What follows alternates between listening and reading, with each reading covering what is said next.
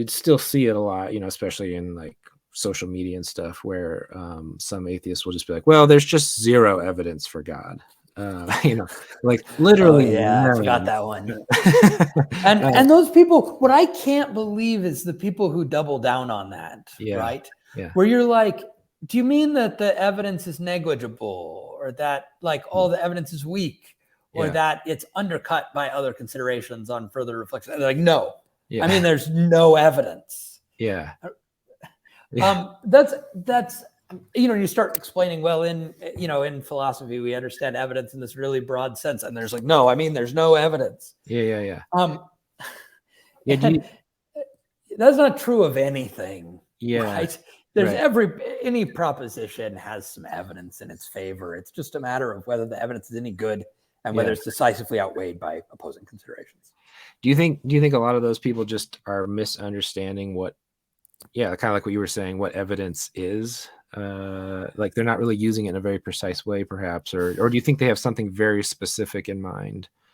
I have difficulty understanding them, and I'm afraid that some people have just like absorbed a talking point and just keep repeating it. And it may not be much more than a talking point.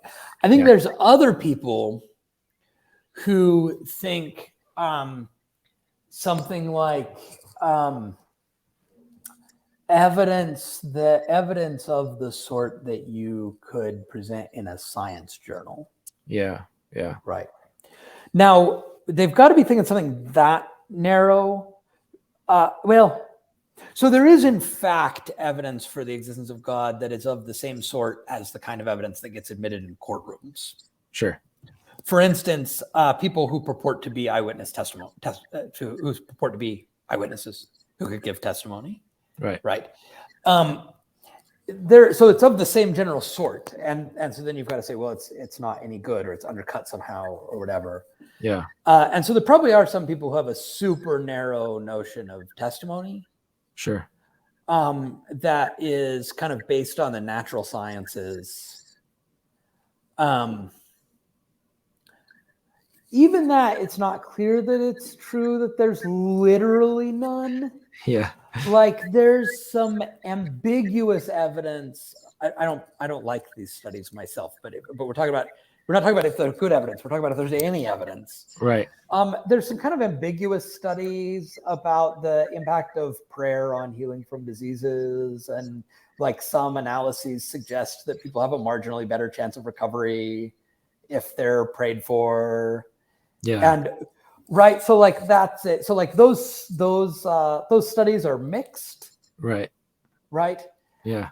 And so you can point to things like that you're like, actually, it's really weak evidence. Yeah. But it is the kind of evidence that's admitted in the sciences, and it exists. And so why are you not content with saying that the quality of evidence is very poor, or that the evidence is decisively weighted to the opposite side, or that the kind of best evidence for theism is seriously undercut by other considerations? But like when given the opportunity to walk back to one of those positions that are plenty strong enough, right? Why won't people do that? And I think it's just something about the adversarial, competitive desire to like win an argument and knock the opposing side down. That leads you to not want to cede an inch. And so I guess part of it, the more collaborative approach that I try to take and that I want to take in philosophy, is always to try to find points of agreement. Yeah, that's good. Rather than to be in that don't want to give an inch place. Right. Yeah, I think that's admirable, and I really appreciate that about you, for instance, because I think it happens on both sides. There's like a phobia of like admitting that either there is evidence for something that you disagree with, or maybe on the Christian side that there is evidence against, and the idea of having to admit that they think like they're losing in some way if they admit that there's anything that counts against their belief. And I think it's a very unhelpful position to be in. And I think a lot of on either side, neither one wants to give up any of the arguments, so if it's something that supports their view, then they condone it, or they support it, even if it's a bad argument, whereas I think philosophers tend to be more honest, like, yeah, that's just not a good argument, even though I agree with the conclusion of the argument, it's not a good one. And this is I would say this is really high on my list of like, what do I hope students get if they take a philosophy class? Yeah. Is the ability to say an argument is good or bad, or perhaps use technical terms like valid, invalid, sound, unsound, or whatever. Right. But to say an argument is good or bad and means something other than I agree or disagree with the conclusion. Right. But to be able to actually evaluate an argument and not just feel one way or another about its conclusion.